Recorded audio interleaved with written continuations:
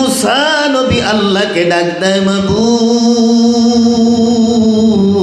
জানি না কি জন্য তুমি বৃষ্টি বন্ধ করে দিয়েছো, প্রভু গো মেহেরবানি করে তুমি বৃষ্টির ব্যবস্থা করে দাও। মুসা যার কারণে আমি আল্লাহ বৃষ্টি বন্ধ করেছিলাম, মুসা তার জন্যই আমি আল্লাহ আবার বৃষ্টি দিচ্ছি। বলেন সুবহানাল্লাহ। কবরের আযাব যদি মানুষ দেখিত, ঘরবাড়ি সারিয়া মানুষ পালাইত, ঘরবাড়ি সারিয়া মানুষ পালাইত। গুনাহের আধিক্যের কারণে আমাদের প্রতি আমাদের মালিকের নারাজি এবং অসন্তুষ্টি এসে গেছে। যতক্ষণ পর্যন্ত আমরা আল্লাহ পাকের কাছে খাঁটি তওবা না করিব, ততক্ষণ পর্যন্ত আল্লাহ পাকের রহমতের আশা করা যায় না। সরকারে দো আলম নবীজি এক সাহাবীকে বলেন, এ সাহাবী শোনো, বেশি বেশি তওবা করো, কেননা আমি নবী প্রত্যেক দিন 100 বার তওবা করি। সুবহানাল্লাহ বলেন। মা আয়েশা সিদ্দিকা রাদিয়াল্লাহু তাআলা আনহা বলেন, নবীজি প্রত্যেক দিন কবরের আযাব থেকে নবী আমার পানা চেয়েছেন। নবীর উম্মতেরা গো, নবীজি কবরের আযাব থেকে পানা চেয়েছেন তাই বলে নবীজির কবরে আযাব হবে এই জন্য কিন্তু না। নবী আমার কবরের আযাব থেকে কি জন্য পানা চেয়েছেন উম্মতদেরকে বুঝিয়েছেন।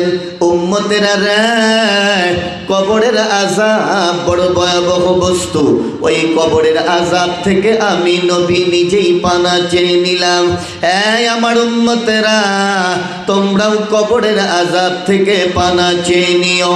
কবরের আযাব যদি মানুষ দেখিত, ঘরবাড়ি সারিয়া মানুষ পালাইত, ঘরবাড়ি সারিয়া মানুষ পালাইত। হযরত ওসমান রাদিয়াল্লাহু তাআলা আনহু যখন কবরের পাশ দিয়ে যেতেন, এত ক্রন্দন করিতেন, তার দাড়ি মোবারক ভিজে যেত। নবীর সাহাবীরা বলেন, ভাই ওসমান, তুমি কবর দেখলে এরকম কেন তুমি কাঁদো? জান্নাত জাহান্নামের আলোচনা শুনলেও তো তুমি এত ক্রন্দন করো না। হযরত ওসমান রাদিয়াল্লাহু তাআলা আনহু বলেন, এই আমার ভাইরা, তাহলে শুনে নাও আমি কি জন্য কবরের পাশ দিয়ে যাওয়ার সময় ক্রন্দন করি। আখিরাতের মঞ্জিল সমূহের মধ্যে পহেলা মঞ্জিল হলো কবর। কবর যার জন্য আহসান হয়ে যাবে, তার গোটা ঘাটিগুলো আহসান হয়ে যাবে। কবর যার জন্য কঠিন হয়ে যাবে, তার জন্য গোটা ঘাটিগুলো তার জন্য কঠিন হয়ে যাবে। নবীর উম্মতেরা গো, কবরের আযাব কিন্তু বড় ভয়াবহ বস্তু। তাই নবী আমার বলেন, আল কবরু রাউযাতুম মিন রিয়াদিল জান্নাতি আও হুফরাতুম মিন হুফারিন নার। কবর কোন মানুষের জন্য হবে জান্নাতের বাগান, আবার কোন মানুষের জন্য কবর হবে জাহান্নামের গর্ত। এই আমার ভাইরা বাবারা, জানি না জানি আমাদের কবরের অবস্থা কোন অবস্থা হয়। এই আমার ভাইরা বাবারা, আমরা যারা এখানে আছি, আমাদের সবাইকে কিন্তু একদিন না একদিন ওই কবরে যেতে হবে। আল্লাহ পাক রব্বুল আলামিন বলেন, কুল্লু নাফসিন যায়িকাতুল মাউত। মাউতু কাসির মাউতু কাসির কুল্লু নাসিন শারিবু কবর বাইতিন কুল্লু নাসিন দাখিলু কবর বাইতিন কুল্লু নাসিন দাখিলু। একদিন এই সোনার শরীর একদিন এই সোনার শরীর থাকবে না রে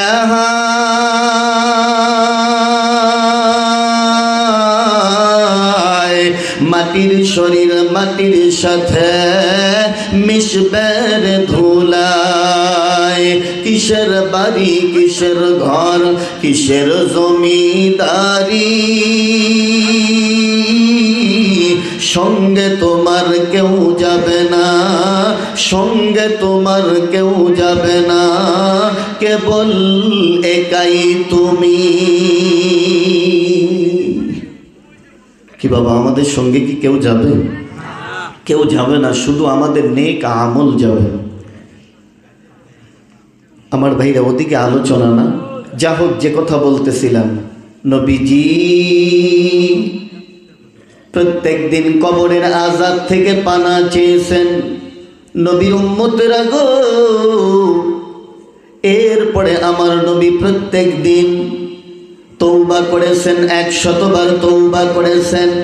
এই আমার ভাইরা বাবারা, আমার নবী 100 বার তওবা করে উম্মতদেরকে বুঝিয়েছেন, আমি নবী হয়ে 100 বার তওবা করলাম, তোমরাও বেশি বেশি আল্লাহর কাছে তওবা করো, মাগফিরাত নাও।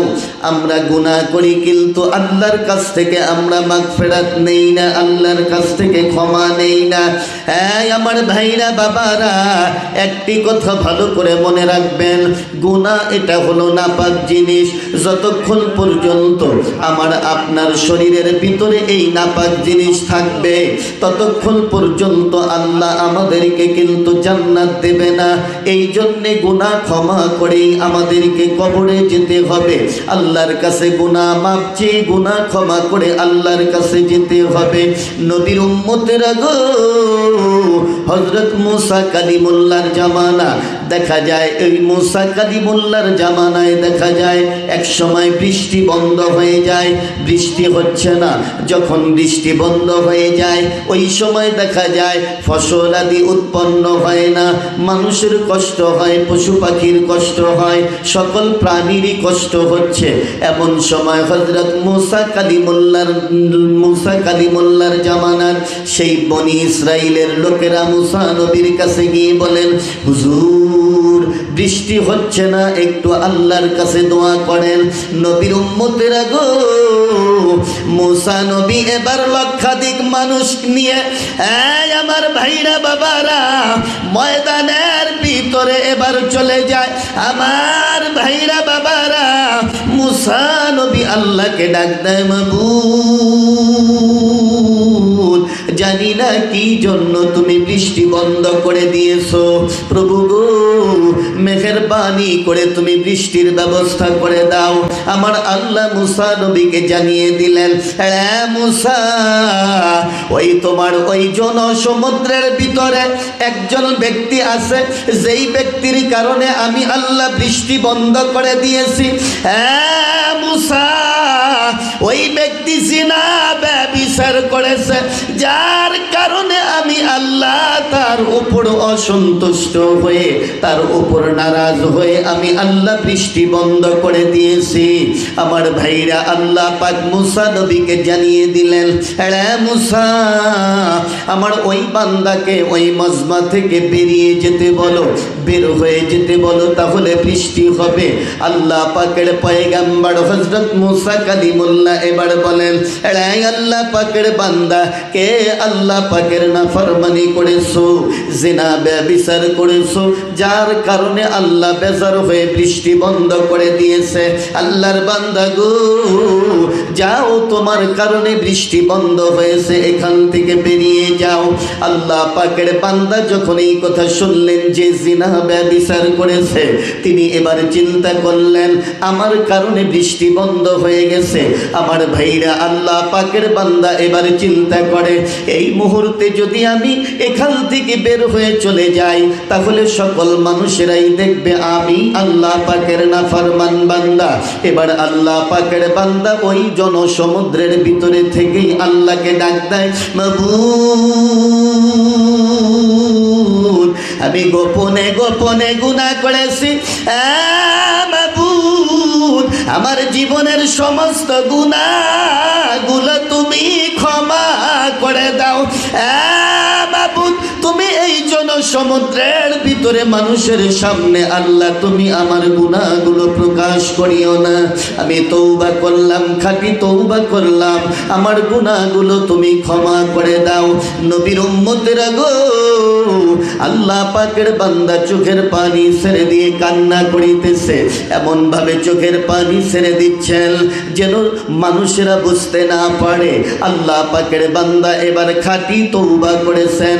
নবীর উম্মতেরা গো, আমার আল্লাহ আল্লাহ পাকের ওই বান্দার তওবা কবুল করেছেন। আমার ভাইরা বাবারা, সঙ্গে সঙ্গে দেখা যায় আমার আল্লাহ বৃষ্টি দিচ্ছেন, বৃষ্টি শুরু হয়ে গিয়েছে।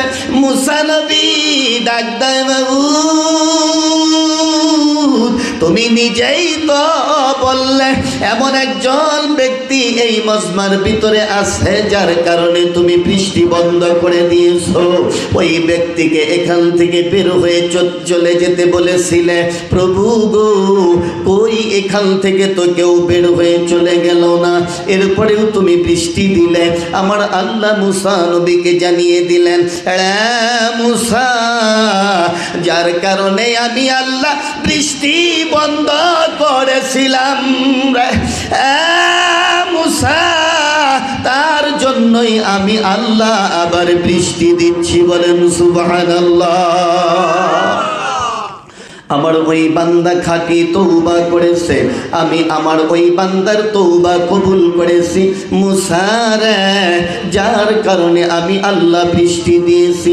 নবীর উম্মতেরা গো, এই জন্যে আমি আপনি যত পাপী হই না কেন, আল্লাহ পাক বলেন লা তাকনাতু মির রাহমাতিল্লাহ। বান্দা যত বড় পাপী হও না কেন, আমার দরবার থেকে নৈরাশ হইও না। সাবাকাত রহমাতি আলা গযবি, আল্লাহর গজবের চেয়ে রহমত অনেক বড়। সুবহানাল্লাহ বলেন। আল্লাহ পাকের দিকে যদি কেউ হেঁটে হেঁটে অগ্রসর হয়, হাদিসে কুদসিতে আসছে, কেউ যদি আঘাত অগ্রসর হয় আল্লাহ পাক তার দিকে এক হাত অগ্রসর হয়। কেউ যদি হেঁটে হেঁটে অগ্রসর হয় আল্লাহ পাক রব্বুল আলামিনের রহমত তার দিকে দৌড়ে দৌড়ে অগ্রসর হয়। সুবহানাল্লাহ বলেন।